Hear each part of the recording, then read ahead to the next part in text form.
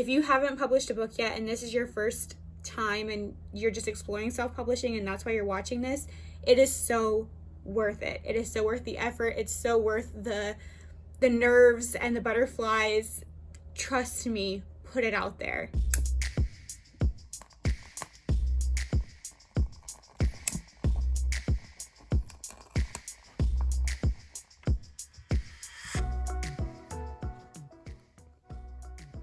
Hey guys, welcome to episode 1 of Self-Publishing Bootcamp.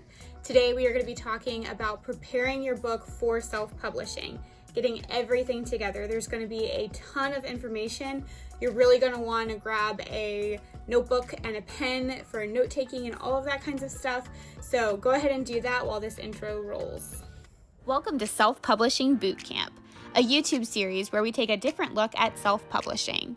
From creating professional books to effectively reaching and building an audience, we'll learn how to juggle the hats we all must wear to become successful authors, tackling the process as a reader, as a writer, as a business. Let's dive in. Okay, so as I said before, today we're talking about packaging your book, getting your book ready for self-publishing. So this is the first video in our series for Self-Publishing Bootcamp, and this is probably one of the most important ones because this is laying the foundation for everything else. In the future, we're going to be talking about preparing your book for launch and promoting, marketing, all of that kinds of stuff, all the way up into how to form a sustainable career as an author. But the thing is, that's not going to happen. That sustainable career thing's not going to happen. And it doesn't matter how well you market and promote if everyone who buys your book tells everyone else how bad it sucks. You need a good book. You have got to start laying a firm foundation by having a really good book. So I talked a little bit in the trailer for this series about how we need to break that stigma of self-publishing books being self-published because they weren't good enough for traditional publishing deals. There are so many reasons to self-publish besides not being good enough to get a traditional publishing deal. And a lot of people who self-publish nowadays don't even try. They don't try to get traditional publishing deals. Some are offered traditionally published deals and they turn them down. So I'm just passionate about breaking that stigma. There are brilliant self-published books out there and the world needs to know about those. And so we need to start with a good book. Do not wait until your book is done to start marketing and promoting or whatever. While you're working on your book, while you're still writing it, let everyone know what you're doing. First of all, this holds you accountable. So if you decide you're going to publish a book and you start telling people, I'm doing it, I'm going to publish my book, I'm going to put it out there, you're now being held accountable by all those people who know that this is a goal that you're working towards, and you can't chicken out. You've got to see it through. You've got to do the thing that you've promised yourself and that you've told these other people you're gonna do. Don't chicken out. It's worth it. It is amazing. And if you haven't published a book yet and this is your first time and you're just exploring self-publishing and that's why you're watching this, it is so worth it. It is so worth the effort. It's so worth the nerves and the butterflies. Trust me, put it out there. Okay? Do it. So tell everyone that you're doing this and that this is a goal that you're working towards. Family and friends who are any good at their job are going to support you and encourage you through this. Complete strangers are going to get excited about it because you don't meet an author every day. For some reason, when people hear I'm an author and I'm talking to strangers in Food Lion or, whatever, they're like, oh my God, they look at you like you're an exotic animal. So obviously you're going to finish your rough draft. You're going to finish writing your story, give it a good once over yourself, catch any glaring mistakes, and, do a basic edit. This, however, is not editing. This does not count as editing. You are not going to catch most of your own mistakes because you know what it's supposed to say and your brain's just kind of going to auto fill it in. So you cannot edit your own book. Anyone who knows anything about publishing will tell you, do not edit your own book. You are finishing your rough draft. That's what this is called. But yeah, so if you're just getting started, obviously starting with your book, but going into the rest of this, there are a lot of things that need to get done to self-publish a book. People do not even realize how many tiny little tasks and what do you do when, and I've made it easy for you. So I'm going to save your note-taking hand. Still keep out your notebook and your pen. There's got to be a lot of information. In the description box below, there is a free PDF download of this checklist because it's extensive. It's extensive. There are so many things to do, but it's fun. It's good. It looks daunting. It does. I warn you in advance. It looks daunting. There's a ton to do, but it's not hard. It's not hard. It's just a matter of knowing what needs to be done, where you need to go to do it, and then just doing it. So again, in the description box below, I have links to everything that I'm going to talk about. I've got links to where you go to copyright your book, where you go to buy ISBN numbers and assign those numbers to your books. I've got everything is in the description box below. So make sure you check it out because there's a lot of resources. There's a lot of stuff. So anyways, going back to this checklist, you start with your manuscript, you start with finishing that rough draft and letting everybody know you have decided to publish a book. You're going to do this thing. That is step one. Step two is you need to get feedback. So you find beta readers, friends, family, people that you meet on Twitter. Other authors are great because they're a little bit more qualified to tell, like, you missed this plot thing. Whereas friends and family might just get like super into the story and they'll give you feedback like, no, I really wanted her to end up with the other guy, or, you know, stuff like that. You're like, that's personal preference. That's not really what I'm looking for. I'm looking for plot holes. I'm looking for, is my character development good? Is there character development? Like, so other people who write are really good for beta readers. So send it out to beta readers, ask for people's opinions, preferably people who know what they're talking about. Good beta readers. They can also do some editing and say like, hey, like, punctuation's a thing, bruh. You might want to do that. Your comma usage is really weird. That's one that I get a lot. Apparently I'm like super comma happy. I am. I love commas and Oxford comma till I die. Always. So yeah, send it out to beta readers, get some of that editing in there, but get feedback on the actual story and the content of your books. Okay? While your beta readers are all reading, you start researching, printing, distributing. This is where you really need to determine what are your goals for your book. Are you nonfiction and you're trying to reach a very specific audience? Like maybe in my area, I live in a very tourist-driven economy. There's a lot of real estate here. I live on an island. So maybe I want to write a book that's geared specifically toward real estate agents. That's a very specific niche.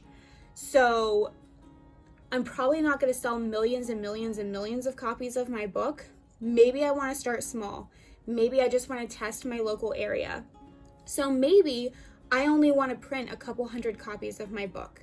And maybe I don't even want to offer it for sale on Amazon or anything yet. Like maybe I want to start small.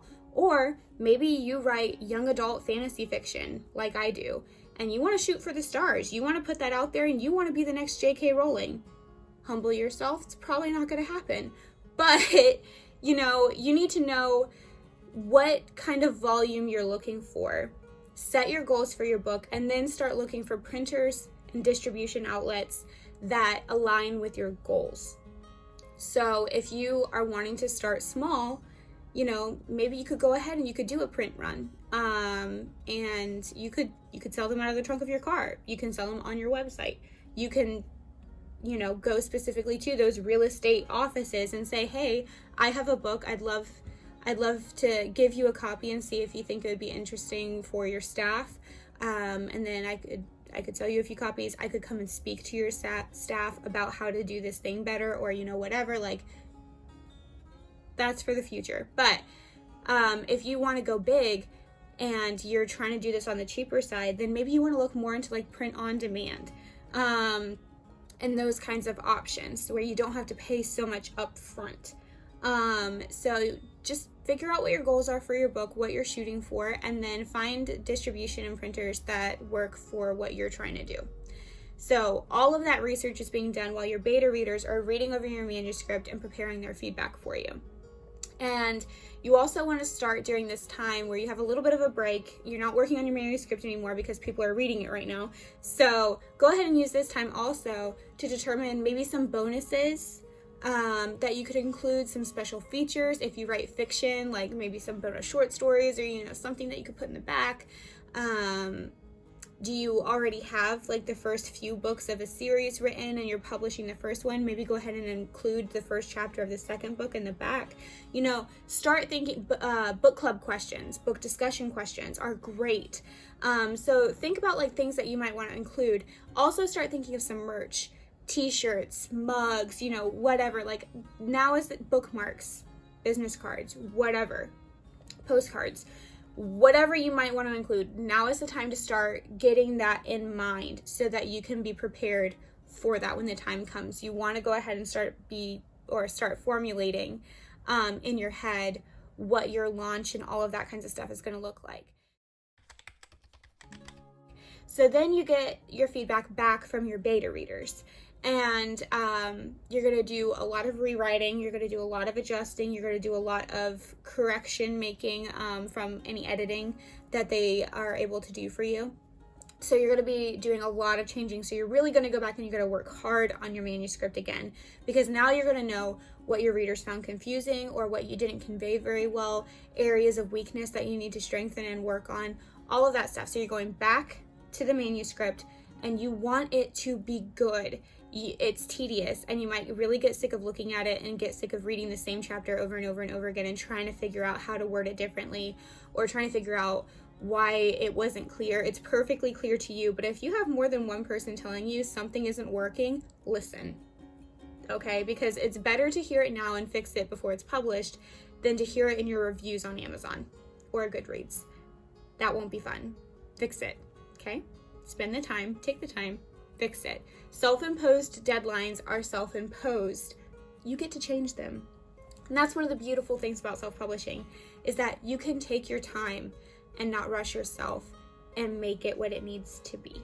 Okay, so after those corrections are made, then the next thing, I'm looking at my checklist right now, making sure I'm not skipping anything because I'm getting excited. So while you're doing your rewrites and adjusting, share the journey. Post about it on Instagram, post about it on Twitter, post about it on Facebook, wherever you hang out. My advice would be pick 2 or 3 social media platforms that you actually enjoy using and you hang out there anyways. Don't try to be everywhere.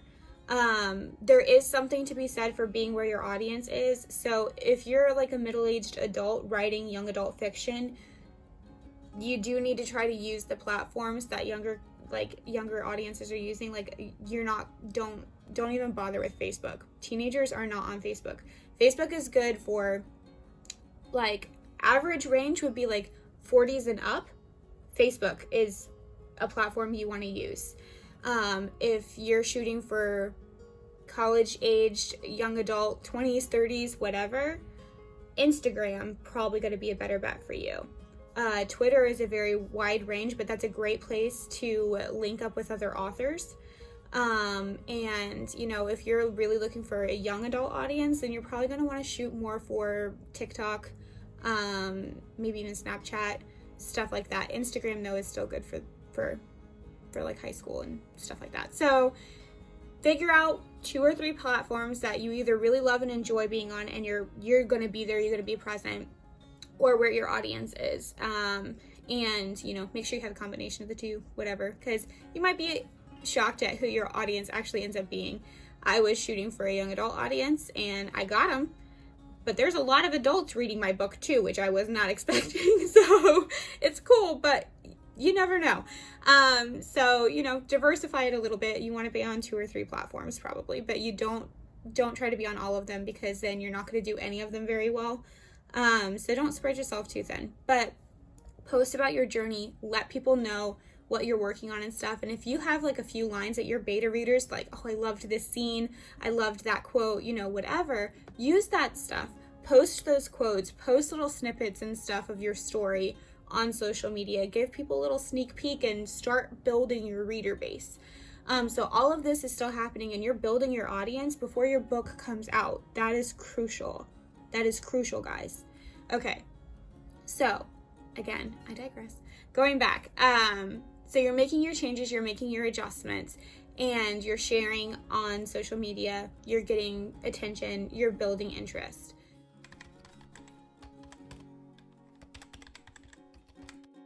So then you're going to send your rough draft to somebody more professional, preferably, for feedback. Personally, with my first book, I actually sent it to publishers. I had 2 or 3 publishers read it and give me feedback. And I got some unbelievable feedback from these people. It didn't cost me any money. They were looking at it to see if they were interested in picking it up. A couple of them were, and I turned them down. Like I said, not all books are self-published because they had to be. And, you know, they gave me some really great feedback. If you've read my book, then you know there's like multiple plot lines going on. An entire plot line was added based on the feedback that I got from one of the publishers that read my book. So, and it's strengthened my series, and it has captivated so many readers. Like that plot line almost wasn't there. So you really want to get professional feedback from people who really know what they're looking for, people in the industry. If you don't have access or you're too scared to send it to publishers or whatever reason, I don't know why you would be, because I don't know why you're publishing it if you're afraid that people are going to read it. It's kind of the goal. But if you know any other authors or anything like that, now is a really good time to have them do a really deep critique of your book and tell you, like, this is great, this needs work, like, and suggestions for how to fix it. So getting like really deep professional feedback.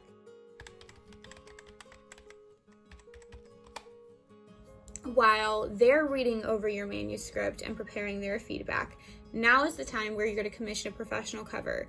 And I can't emphasize this enough. If you are not a graphic designer by trade, do not design your own cover. Because, again, in the trailer for this series, I talked about how I'm really sick of seeing self-published books with god-awful covers. It just gives the rest of us a bad name, and it's really hurting your sales, because people are going to take one look at your book, and they're not going to pick it up. They're not going to read the synopsis on the back. They're not going to buy your book. Like, it's going to hurt you. Your cover is crucial. And I know there's a saying, don't judge a book by its cover, but that's a saying because people do that. Like, you totally do. Think about your own shopping experience. When you are, let's just say you're walking through a bookstore, Barnes & Noble, wherever, you pick up books off of the shelf when you're shopping based on their cover. They could have an amazing synopsis on the back, but you're not looking at the back. You're looking at the front. You're looking at the spine. You don't see the back first. You don't read the synopsis before you see the cover most of the time. You need a good cover. That being said, you also need a really good synopsis, because those are the 2 things that are going to sell your book. Whether people are scrolling on the internet, looking through Amazon, whatever, your cover is going to catch their attention first. Bookstore or online, doesn't matter. Your cover is going to get their attention first. For good or bad. If it's good, they will likely read your synopsis. So you need a really, really good synopsis. And going back to online sales, or shoppers or whatever, your synopsis also should include some keywords that are, you know, typical for your genre. You don't want to be like, you do not cram keywords into your synopsis. Don't do that. That's gimmicky and it's frowned upon. Just don't. But if they naturally work in your synopsis and they work for your genre, put some keywords in your synopsis that people are going to be searching on Amazon when they're looking for books in your genre and stuff like that. Like, get those in there so that your book will hopefully come up, and it always depends on where they're shopping, Amazon, Barnes & Noble, whatever, and what the algorithms are. But those keywords should be in there regardless of where they are searching for your book. Just get the right keywords in there naturally. Based on your book cover and the conversation that you have with the designer and the artist, based on that, you're going to start kind of branding your book or your series or whatever. You're going to know like what kind of colors, what kind of tone, like what you're going for. So now's the time where within that branding and stuff, you're going to want to work on getting a website up, or if you already have a website, a page on your website for this book or for this book series. And this is where you're going to go back to those bonuses and those merch items, and you're going to want to go ahead and source suppliers for that merch. While you're doing all your branding, you're getting your website, you're getting merch together, you're getting everything that's going to make it feel like a thing. Okay, you're going to get a street team together. So this is a group of people who, in exchange for a free copy of your book, are going to help you spread the word. They're going to share your posts on social media. They're going to make their own posts. And when your book launches, when the book release comes around, they're going to get their copies early so that they've already read the book. And so when your book release day hits, they're already posting their reviews on Goodreads and Amazon. So that when people are going and they're looking at your book because it's launch day and because you've done your promo release day, people are clicking that link to go and check it out on Amazon or go and check it out on wherever. And they see reviews already and they're like, man, people have already read this. Like, people are already loving this. It's already got 5-star reviews. Bye. That's the goal. So get your street team together. And yeah, giving away free copies of your book sounds expensive, but trust me, it is worth it. Because usually, depending on the length of your book, unless you're writing like, Game of Thrones or something, like it's like $5 or $6, okay? Like it's like $7 for a copy of your book. That's what it costs you. So it's not that much for what it's going to provide for you. So go ahead and get a big street team together. I mean, as big as you can reasonably afford to make it. I think 10 to 15 would be nice. If you can get 20 plus, that's awesome. So, but get that street team together, and that can be friends and family. That can just be people who love you or whatever, because they are going to enthusiastically leave reviews. Make sure though, they know when they post their review, especially if they're posting their review like on the day that it comes out, that they put in their review, you have to be honest about it, I received a free copy of this book in exchange for an honest review. Make sure they put that in there, because sites like Amazon and stuff like that might see it as scammy and gimmicky, and they will delete reviews that they don't think are legit. So, or paid for. You can't buy good reviews, okay? Like, you buy honest reviews, like professional ones like Kirkus or whatever, but we'll get to that later. But anybody that you like give a free copy of your book to, make sure that they know that they need to say like, I received a free copy of this book in exchange for an honest review. All of these opinions are mine, all of that kinds of stuff. Like, make sure they're honest and upfront about it. But yeah, so you don't want your reviews, your precious, valuable reviews, deleted off of Amazon. That would be terrible. So make sure they do it right. So yeah, putting your street team together. And they're going to be amplifying your reach. So they're going to be sharing posts, they're going to be sharing your posts, and they're going to be helping you to build up the hype and the excitement. Getting people really jazzed. I don't even know if people say that. Getting people stoked. Again, from an island. What words do normal people use? Getting people really worked up and excited for your book launch. That is what your street team is for. They are the hype builders. They're the kids at the concert who go and they start the mosh pit. Okay, that's your street team. You've gotten your professional critique back from someone who really knows the industry and really knows what they're talking about. You've gotten that back. Now you're going through and you're making more corrections, more edits, more changes. But this is like the final time that you're going to be doing all of that and getting those changes and stuff like that made. And by this point, you're really probably sick of looking at your book. You're really sick of reading it and you're like, oh my God, like this isn't fun anymore. I understand. So while you're doing that, something that can really encourage you and build up the momentum that you need to keep it on, go ahead and launch a pre-order campaign. So you've been building an audience, you've been getting them stoked and riled up and whatever. So yeah, your audience is stoked, all right? They're jazzed, and you launch a pre-order campaign. So you're already selling books. it's not out yet, but you're selling books. And this can be really, really encouraging. So I know when I decided to publish my first book and I launched a pre-order campaign, I was humbled and overwhelmed with how many people pre-ordered my book, and how much they were willing to pay to pre-order my book. So let me talk for a minute about pre-orders. So what this does is, as a self-publishing author, you're going to have a lot of costs. It's not just the cost of printing books. It's not just the cost of having someone design a book cover. You have to pay for ISBN numbers, and I'll get to why there are free ones out there, but I have a preference. You're going to have to decide what works for you. We'll get to that in a minute though. But you also have to pay to copyright your book. You have to pay for your barcode, probably. Again, that's with the ISBN number. And shipping, all these things. Like, it's going to cost you some money. You can do it on the cheap. You can make it really expensive.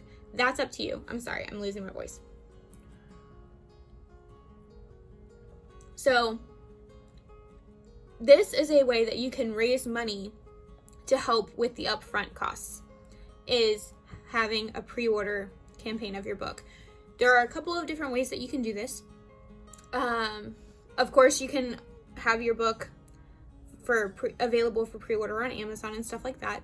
But here's two ways that I like doing it. So one is you can offer a pre-order campaign through your website, which is what I'm doing right now for my second book.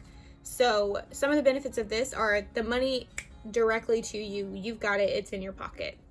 You can use it to spend on whatever you need to get right now for your books to get stuff ready.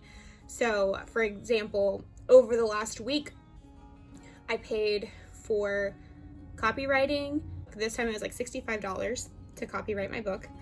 I just bought the barcode for the paperback version of my book, and I'm going to have to buy the barcode for my hardcovers soon, and that was $25. That's going to be $25 a piece. That's $50, $65. So we're already over $100, and that's just for the barcode, and I've already bought the ISBNs. I bought mine in bulk when I published my first book. So you can see how little things here or there just kind of add up. I also paid for my book cover, and stuff like that. So it's a lot of little things that just add up a lot over time. And so it's really nice to be able to have that money in your pocket if you're not made of money. If you haven't budgeted or saved up and you don't have that just already set aside, this pre-order campaign can really help you come up with the money to make your book happen. And people are usually really excited, especially friends and family and stuff like that. They're really excited that's why you have like GoFundMe's or Kickstarter campaigns and stuff like that, because people are like, whatever, I want to help because I want this book to come out. And if money is what's going to make it happen faster, take my money, and that's why you're building up this audience and stuff, getting people excited about your book, because they're going to be excited to help you make it happen too. So, pre-order campaign. So the first one is through the website, your website, PayPal buttons, whatever. The money comes directly to you, you get it, and you're good to go. Or one of the things that I did for my first book and for my second book was I had a Publishizer campaign. This is really cool. So with Publishizer, you can get super, super creative. You can offer different packages for your pre-orders, where they can get like just an ebook and a paperback, a paperback, and a hardcover. But you can also offer other things. For my first book, I had Frostbeard Studios make a special book themed scented candle. If you're not familiar with Frostbeards, this isn't sponsored, but I freaking love them. They do book themed candles and they're amazing. They're awesome. So definitely go check them out. I'll even include them in the description box. Why not? So I had them make a candle for my first book and it smelled divine. I mean, like, this candle was freaking phenomenal. So I had candles that I put in there. I printed bookmarks and I had bookmarks in there. But then I offered some other things as well. So one of the things that I did was I offered a cameo package. And I think it was like $300 or something. But you got several copies of the book. You got like, I think, an ebook. I should have looked this up before I made this video. But you get an ebook, a paperback, one donated to the library, and stuff like that. So like there's other things that you can do too. So like a copy donated to a library, all of this kinds of stuff. And then the cameo part was that if you bought this package, you would be written into the next book in my series as a character. And so if you guys are familiar with my books, if you read Penance, there's a character named Marshall in there who's actually a real guy. He paid to be written into the books as a character, and he is. And I'm kind of jealous because it's kind of cool, and I'm kind of excited for him, how I worked him in there. I think it's really cool, and I think he's really gonna like it. So super exciting. So you can get really creative with this. But that's Publishizer. Also, if you're debating, you're not sure whether or not you want to self-publish or maybe traditional or hybrid, Publishizer is also a really good option for you, because what it also does is it queries for you everyone all in one place. So you make your pre-order campaign and you're making a query at the same time. So publishers who are partnered with Publishizer will all get your query, and they'll look into your book and they'll see how well it's selling and how many people are pre-ordering your book, and they'll come at you with offers. Pretty cool. So if you don't know about Publishizer, linked in the description box below, go check it out. So get your pre-order campaign going. It's going to really inspire you and hopefully encourage you with the response. If you've marketed it well and you've got your street team and everything in place, like there's no reason it really shouldn't go well. So it will inspire you and keep you motivated while you're making that last round of changes and you're writing your book again, because I know it can be really daunting, but it's important to make sure that your book is good when you publish it. You send your final rough draft, final copy of the rough draft, you send it for line editing or to a qualified acquaintance. And I mean, like, if you know someone who's like a grammar Nazi, like former English teacher, current English teacher, college professor, someone who's really, really good at this stuff. If you're not going to pay for professional line editing, I don't blame you, because it's ridiculously expensive. But if you're not going to pay for a professional editor, which if you're going to splurge on something, cover's a must. But if you're going to splurge on something else, line editing should be the second thing. So if you're not going to have a professional do it, get people who are really, really qualified. And if you don't know somebody who is like a grammar Nazi and someone super, super qualified, make up for it by asking a bunch of different people. Like, get that thing line edited and make sure the people that you have reading it for line editing know this is not for content feedback. You don't want them really getting into the story and all getting distracted. You don't want them being distracted. Like, you want them to just look line by line by line by line by line and make sure it's good and there's no errors and your spelling is good, your grammar is right, all of that jazz. That is line editing. Line by line by line. So you don't want opinions on anything content-wise, you just want your lines edited. So get that done, preferably by a professional, but I understand I also cannot afford professional line editing because I write long books and line editing is usually charged by the word. And when you write long books, that gets ridiculously expensive. Ridiculously expensive. Okay, I'm having a Rain Man moment. So while it's being line edited, then you're going to go down and you're going to work on getting quotes and estimates on your printing costs. So right now you don't have a finished formatted book. You don't know your final page count, because if you wrote it in Word, when you format it, it's not going to be the same number of pages as it is in Word. Okay, so you don't know your final page count, but you can kind of guess. Usually how I do this is I'll estimate, if I'm writing a YA, I know my book is probably going to be like paperbacks or 5.5 by 8.5. And so I usually guess around 250 words a page, because, you know, some of your pages are chapter titles or, you know, the end of a chapter. So like not every page is actually going to be full.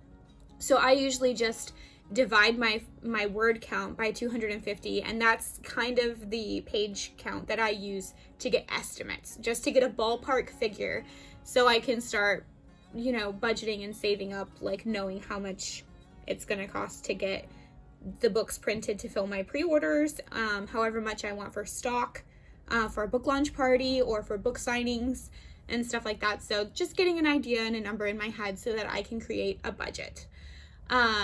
So you're going to go ahead and get estimates for your printing costs. You're also going to be making up the budget. The budget is crucial. Make a budget. I'm a budgeter. I'm a nerd. So, but a budget is crucial because you can spend and spend and spend and not realize how much you're spending. And you want to know how much you've spent on your book, and you want to know how much you've made and all of that kinds of stuff, because depending on your book sales, tax time is coming. So keep track.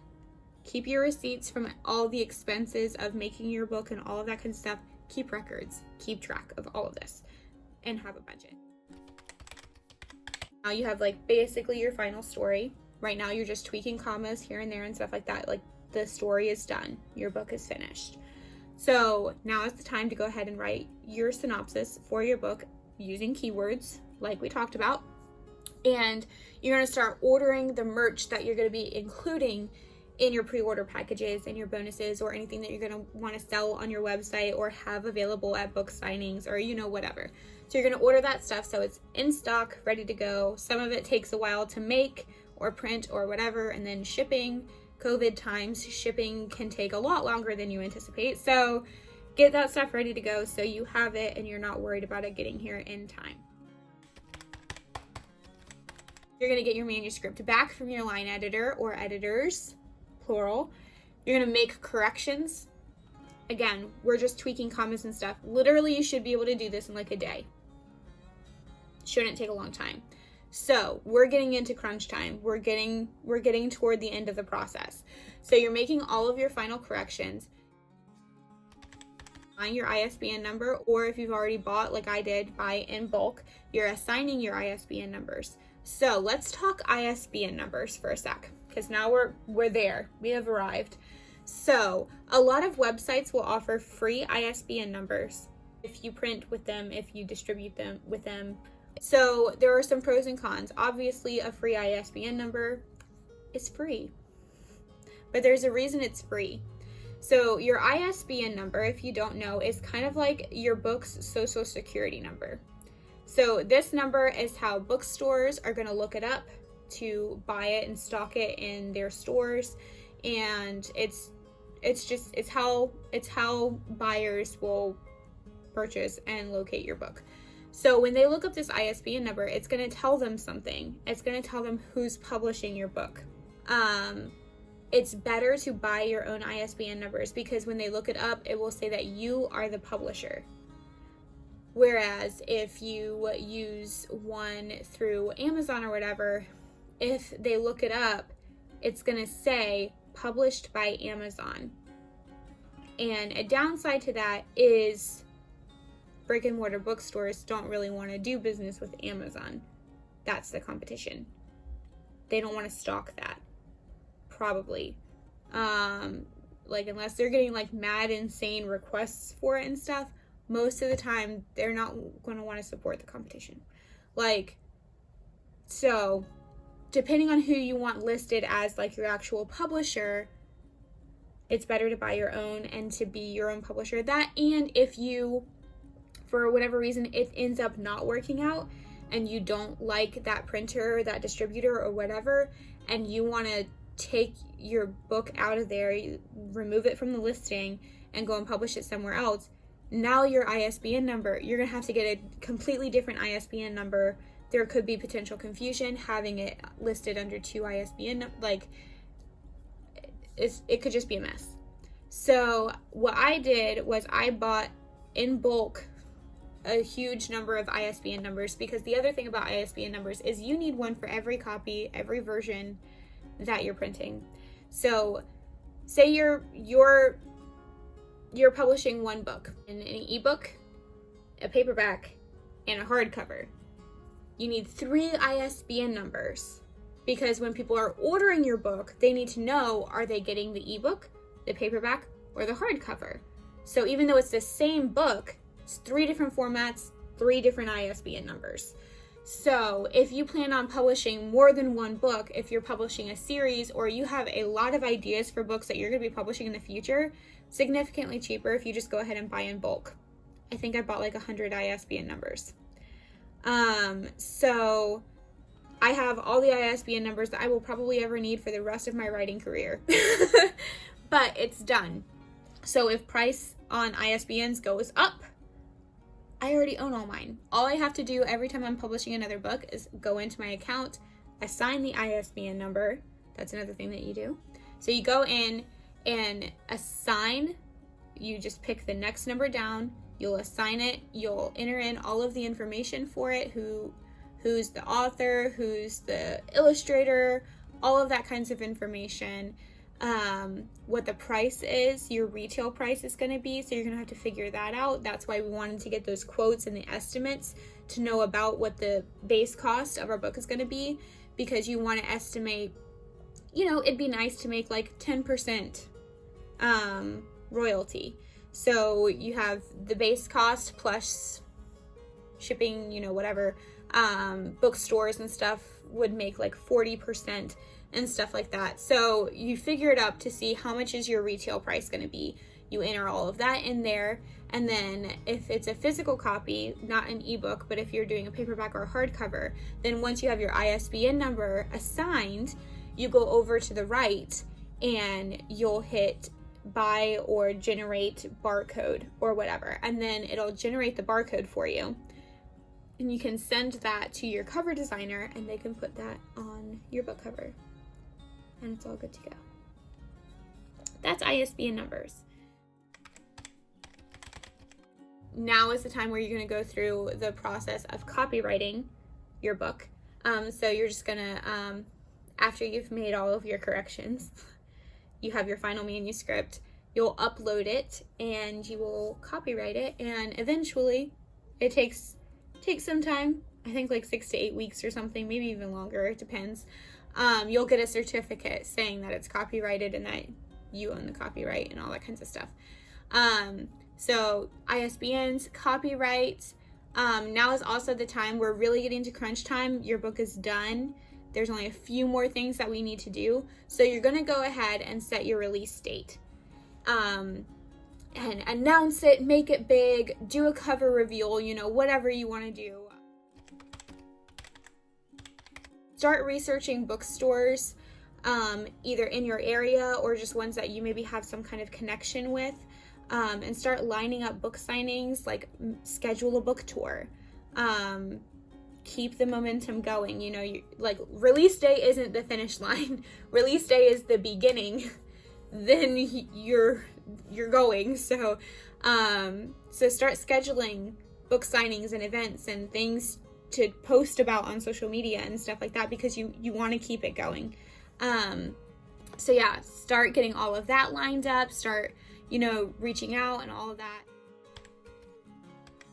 During this time, usually like I ISBN, copyright, and I send it out for professional review. Whatever you want to do, there are multiple options. There's Readsy Discovery is an affordable option, but it's also not like a for sure option. I think, if I'm correct, I'll link it down below, but I think it's like $50, but you're not guaranteed a review. So it is cheaper than a lot of other professional review places, but you're not guaranteed that you're going to get one. But basically, you pay the $50, I think you upload your book, and I'm not an expert, I haven't done this. And then there's like a whole bunch of people that they have that review books and stuff, and you can request reviews from the people who specialize in your genre and things like that. But it's not guaranteed that they'll actually pick it up and do one. But you paid the $50, so I think like they include you in like some kind of newsletter, or like they still help you spread the word and put you in front of readers or put you in front of people. So it's still worth the $50 probably for the promotion aspect of it and stuff like that. But if you're really looking for a review that you can like put on your book cover or like use to advertise and stuff like that, then this might not be your best bet because you're not guaranteed to get a review. Just personal preference. Like, if it's worth it to you for the promotion and the possibility of a review, $50, go ahead and do it. $50 isn't that much in the grand scheme of things. Personally, I like Kirkus reviews. You are guaranteed a review. You are not guaranteed a good review. They will be honest. If your book sucks, you paid a lot of money to be told that your book sucks. But basically, Kirkus reviews, I've had good experiences with them. And there's always some kind of promotion going on where it's like $50 off or, you know, whatever. So I've never paid full price for a Kirkus review. But yeah, so you send in a book, or right now everything is digital. So you just upload like a PDF of your manuscript, and, somebody reads it, writes a review. A lot of the review is just going to be like a summary of your book kind of thing. And then they're going to start with the review part. So the first part is always just them kind of like summarizing what the story is about. And then the second part is their review of it. And then there's usually always just like some kind of blurb. And this would be the little like one-liner, like boom. This would be the thing that you would put on your cover. And I'm trying to remember what mine was for Transgression. My first book, a one-line little sentence review that you can put on your cover that you can use to advertise and stuff like that, and it's really nice to have that. So Kirkus reviews, I've always had really good experiences. There are other options and outlets out there. That's just the one that I have the most experience with. I really like them, I'm comfortable with them, and yeah, so highly recommend. Now we're really getting into crunch time. We're so close. We're so close. And like I said, release day is not the finish line, but it is going to feel like one after all of this. So now we start with the formatting. So formatting, you can either hire a professional interior file formatter. I think that is also usually based on word count. So depending on how long your book is, that could get expensive. It also depends on if you've got pictures and illustrations. Like if you're doing a children's book, like how much of your book is pictures and illustrations, and like is it going to be fancy formatting where they're having to figure out where in the picture to put the words, like stuff like that, or just words. Like my books they're just words. There's not really any pictures or anything like that in there. There is some design element to it, and I'm going to do a whole other video for those who choose to do the interior design themselves. It can save you a ton of money. It's not that hard. It's not that difficult. It's mostly just learning the software. But for that, I use Adobe InDesign. So there is a subscription with that, but I use it for so many other things too. So for me, it's been worth it to have that subscription. So yeah, I use Adobe InDesign, which I think is the industry standard for interior file formatting for books. And once you know what you're doing, it can be overwhelming. There's a lot in there. It's not Microsoft Word. Like there's a lot going on in the screen, but once you know how to work it, man, it's so quick and easy. Like it is so quick and easy. My first book, I think I didn't realize some of the things that you could do with the program. I think I spent like a month doing the interior file formatting for my first book because I had no clue what I was doing, and there weren't a lot of YouTube videos out there yet or anything like talking about how to do it. Luckily there are now, and yeah, now I did all of the interior file formatting for my second book in a day. Like not even a whole day, it took me like a couple of hours. So highly recommend.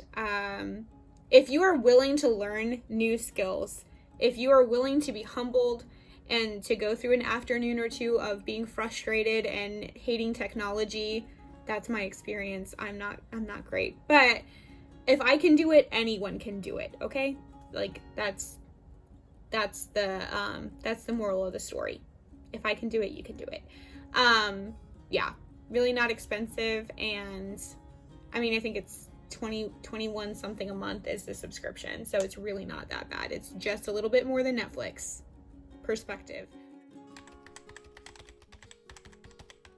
So we're gonna do interior file formatting, then you're gonna know your final page count. So once you have your actual final page count with everything in there, you have your title pages, your copyright pages, dedications, like all of that kinds of stuff. If you want to have a table of contents, whatever, like, so this is where you're really putting your book together. And like I said, I'm going to do a whole nother video on that subject on its own in the future. But now you know your actual final page count. So you send that over to your cover designer so that they know exactly how thick the spine needs to be, and they can figure out the measurements for your printers and get the final cover to you. So that's the front cover, the spine, and the back cover. So yeah, so you're sending them not just the final page count, but you're also sending them that barcode that you generated when you made your ISBN number. Your synopsis for the back of the book. You're sending them like everything they need to finish your covers. In the blurb, hopefully you've got your book review back.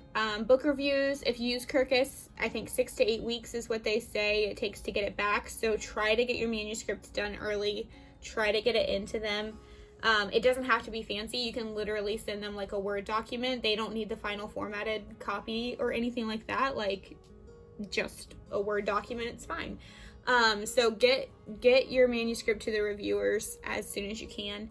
And then with discovery, I don't even know if there is a time frame because you're not even guaranteed a review. So the earlier you can do that, the better, so that you can hopefully get a blurb back in time for your cover designer to put it on your cover somewhere. Front, back, whatever your preference. I don't care. Yeah, so cover design is being finalized. You're getting your final files. You have finished, or you have paid somebody else to finish the interior file formatting. So you have your finalized files.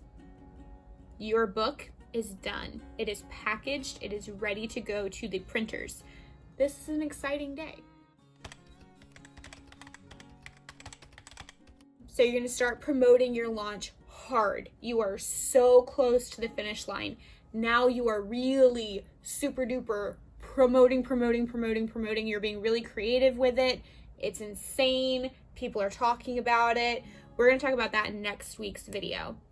Next week's video is going to be all about the pre-launch. I'm really excited for that video. I think that video is going to be a lot of fun. So make sure that you subscribe below. I'll wait. I'm waiting. Okay. All right, we're good to go. So you're going to be promoting really, really hard for your pre-launch and your promotions. You're sending all of your finalized files off to the printers. You're going to get your proof copy and make sure everything looks good. There's no last minute corrections that you need to make, because trust me, that happens. It's amazing how a change of format will help you see things that you never noticed before.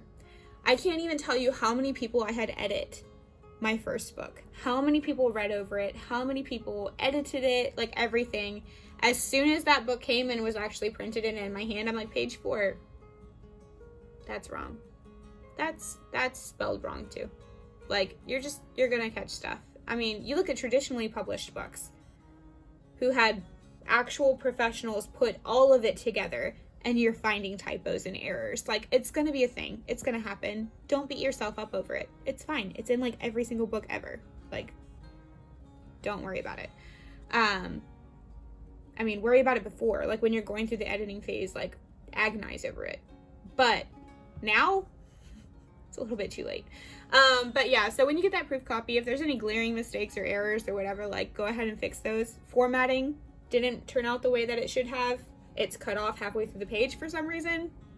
Fix it. But look it over, really good. Fix anything that needs fixing. Order your ARC copies and send all of your ARC advanced reader copies, is what ARC stands for.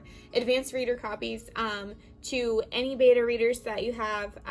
Like, this isn't the beta readers that, unless they want to be, this isn't the beta readers that read it before. This is like influencers that you have connected with on social media who do this professionally or somewhat professionally. Like, they have a book blog, or they're a bookstagrammer, or they have a YouTube channel, or, you know, influencers that do book reviews on your genre. Connect with these people in advance to, and we'll talk about that again, like pre-launch kind of stuff. But anyways, connect with these people, send them advanced reader copies so that they can read it and form their opinions and get their review ready and everything before the book comes out. Same with your street team. Your street team gets the advanced reader copies. Go ahead and give them their free copies of the book so that, again, they can read it before launch day and have their reviews ready. And then, excuse me, man, I'm talking so much. But let's be real, that's not out of the norm for me. And then you're networking also in your local area with any local bookstores or book groups, book clubs, and stuff, that anybody who might be interested in your book. Because you could also host local book signings, local events, go and if book clubs like decide like, yeah, we'll read your book, you can schedule a time to go and sit in on their book club and like host a book discussion or something about your book afterwards. So like make sure you're networking in your local area too with things that you can do after your book comes out. Go ahead and start putting out the feelers. And then you're gonna get your books. Well, of course you have to order them. Approve your approved copy, order your books. They're gonna come in, they're gonna be amazing. It's gonna be so special holding it in your hand. It's such an amazing feeling. This is my book, and it's special. It's awesome to finally hold a physical copy of it that actually looks like a book instead of a Word document. It's amazing. It feels great. So you're gonna get your books, celebrate. Take a minute, take the time to realize what you have accomplished. You have worked so hard to get to this point. And it is incredible. It feels awesome. Revel in it. Soak it up. Love it. This is what it's all about, okay? That, and when you start getting really good reviews, you start getting 5-star reviews, it's about that too. But yes. So take the time to celebrate your win. You did it. You did it. And you did it yourself. You self-published. You made this thing. It's incredible, and people are going to be reading it. People's lives are going to be changed by it. People are going to meet friends and talk to people, and a fandom or community is going to build that wouldn't have otherwise met each other, all because you wrote this thing. That's incredible. Pat yourself on the freaking back. You're awesome. Okay, dialing it back. All right, send a reminder out for your street team. Reminding them to get their reviews ready because launch day is right around the corner. So you're sending them their book, and a friendly reminder that when they post their review to say, I received a free copy in exchange for an honest review. Opinions are my own. And all of that jazz. And stuff like that. And remind them like, hey, like, let's be posting. Let's keep the energy up. Let's keep it hype. And all of that jazz, and you're rocking and rolling right to launch day. So you're packaging all your pre-orders, you're shipping them off, you're waiting for people to start saying, I got my book, it came in the mail today, posting on Instagram. You know, if you have like a QR code, or you make a hashtag. I didn't even think about putting that in there, but figure out like, what is your hashtag gonna be? Make a hashtag. Give something people to post so that when they do post, you get to see it and you know about it. And all that kind of stuff. Like put something about social media, like put a little card or something in there, like use hashtag whatever, post your pic, like when you get your book or whatever, like let us know you got it, like how excited you are, whatever, brainstorm some ideas. But yeah, the more people posting about your book than just you, like the more people you're going to reach, because you're going to be reaching their audiences instead of just your same group of people all the time.